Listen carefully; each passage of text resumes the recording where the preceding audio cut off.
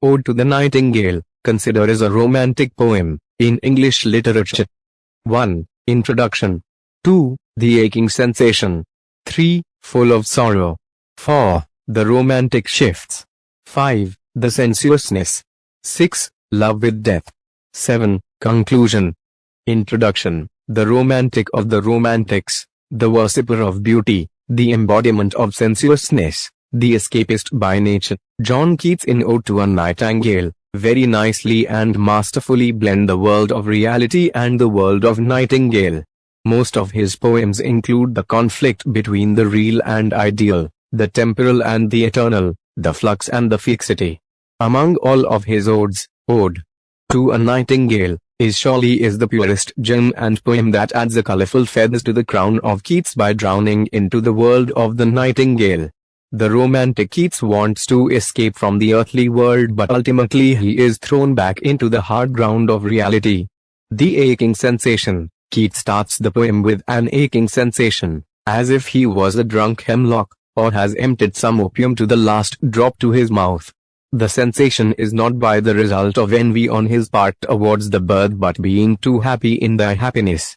Then the escapist starts seeing any and every medium to join the nightingale, who in some melodious plot, singest of summer in full-throated ease. He selects the mediums of vintage not of any inferior quality, but of a superior drink that had been cooled in the deep delved earth for a long time. Full of sorrow, then he, as it sets off on his journey, images to be faded dissolved with the bird, for the bird is out of all earthly weariness, the fever and the fret. In the earthly world death is everywhere, palsy attacks the youth and young men die, as he says, where youth grows pale, spectre thin and dies, where to think is to be full of sorrow. The romantic shifts. Soon the romantic shifts the medium from drinks to the viewless wings of poesy. His perplexed and dull brain is already with the nightingale, among a rich natural graces and delicacy.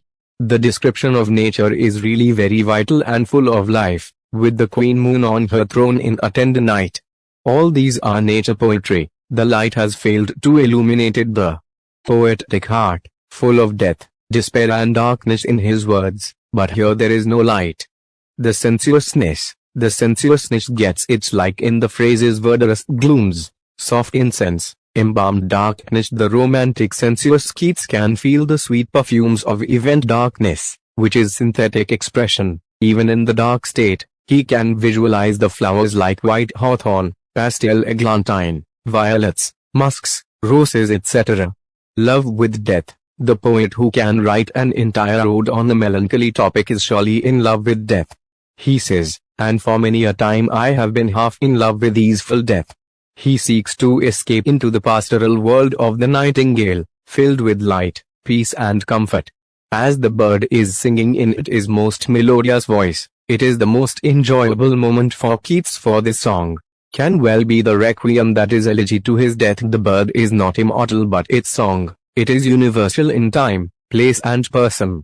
Even Ruth, a modable woman, listened to it and soothed her heart when she failed homesickness. So did a beautiful princess, though captive, comforted by the bird's song. Conclusion. However, the word forlorn tells and takes him back from the pulpit of imagination to the stark ground of reality. Fancy is nothing but a cheetah, for its power of soothing one is temporary, not permanent. The bird's anthem starts fading and fading. Keats is in a dilemma whether it is a vision or a reverie. Like another romantic, Charles Lamb, who in his essay Dream Children, a reverie is driven at last into reality. Keats, too, is thrown back into the earthly world.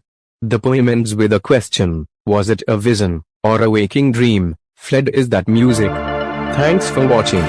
If the video is helpful, then subscribe the channel and press the bell icon button with all option for more helpful videos. Also never forget share and like. Have a good day.